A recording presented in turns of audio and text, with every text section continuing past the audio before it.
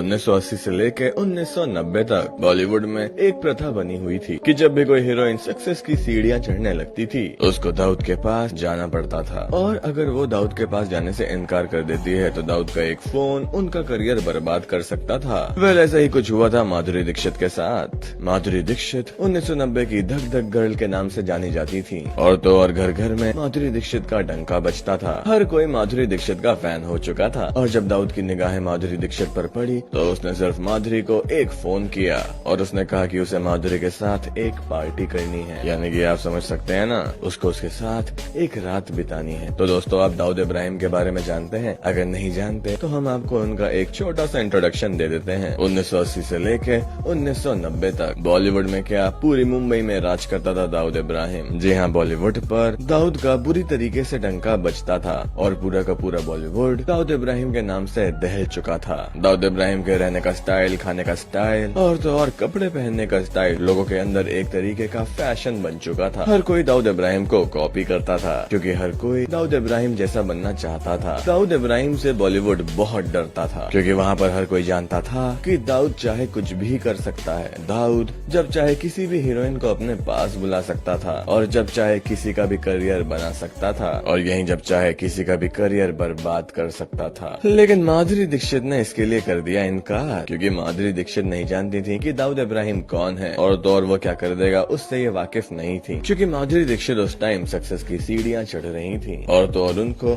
एक से बढ़कर एक फिल्में ऑफर हो रही थी तो वो किसी से भी डरने वाली नहीं थी। लेकिन जब माधुरी ने मना किया तो दाऊद इब्राहिम का दिमाग फिर गया और फिर उसके बाद दाऊद के एक फोन ने माधुरी दीक्षित के करियर को हिला कर रख दिया। जहाँ माधुरी दीक्षित की झोली में एक से बढ़कर एक डायरेक्टर की हिट फिल्में थी, लेकिन जब दाऊद का फोन आया तो उन्होंने हर एक डायरेक्टर और प्रोड्यूसर को क्लियर कर दिया और तो और ये कहा कि माधुरी दीक्षित को कोई भी कास्ट नहीं करेगा। किसी ने भी माधुरी को कास्ट किया तो उसकी लाइफ खत्म। पूरा बॉलीवुड इस बात से दहल चुका था क्योंकि माधुरी भी इस बात को अच्छी तरह से पहचान चुकी थी क्योंकि बॉलीवुड में अगर किसी भी एक्ट्रेस को काम करना है या फिर चमकना है उसको दाऊद के पास तो जाना पड़ेगा। दाऊद इब्राहिम 1995 में मुंबई को अलविदा कहकर दुबई में बस गया था, लेकिन दुबई में जाने के बाद भी वहाँ से इसने पूरी मुंबई को कंट्रोल किया हुआ था। वो जब चाहता तब बॉलीवुड में एक फोन करता और पूरा का पूरा बॉलीवुड हिल जाता। दाऊद का खौफ इतना ज्यादा था कि माधुरी को अपना करियर बचाने के लिए दुबई जाना पड़ा और ये पूरा बॉलीवुड जानता है कि माधुरी दुबई गई थी